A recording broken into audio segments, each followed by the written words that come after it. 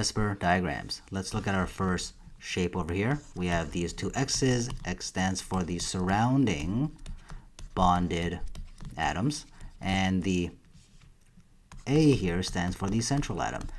So we're just going to look at the bond angle between these two surrounding bonded atoms. We get 180 degrees.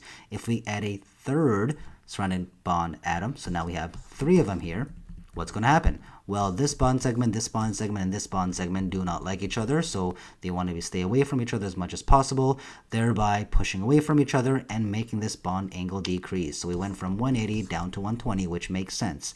However, look down here in its subcategory in a bend shape. Instead of an X here, now we have a lone pair. So E would stand for the lone pair. So this lone pair pushes these more downwards, so it has a stronger repulsive force than the bond segments over here, hence why it's actually less than 120 as opposed to 120. Similarly, it can be exhibited here as well. There are 4 X's, so 4 bond segments equaling 109.5 for each angle. However, you substitute that with a lone pair, as you can see, it went down to 107.3. Similarly, if we brought 2 lone pairs, it brought it even down smaller to 104.5. So it is following suit.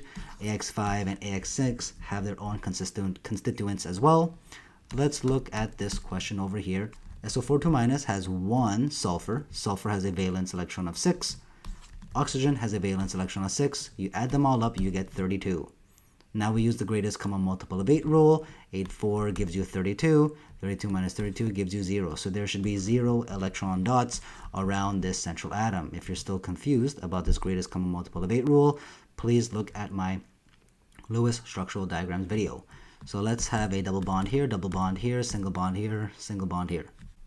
So there should be 3 lone pairs there, 3 lone pairs here, 2 lone pairs here, and 2 lone pairs here.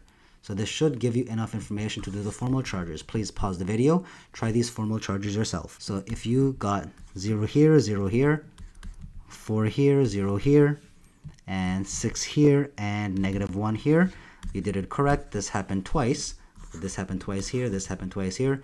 This -1 means it got placed over there because it's a 2- charge. It took 2 electrons.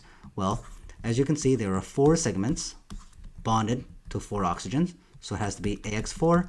There is no lone electron, so there's no AX4E, so it's going to be tetrahedral.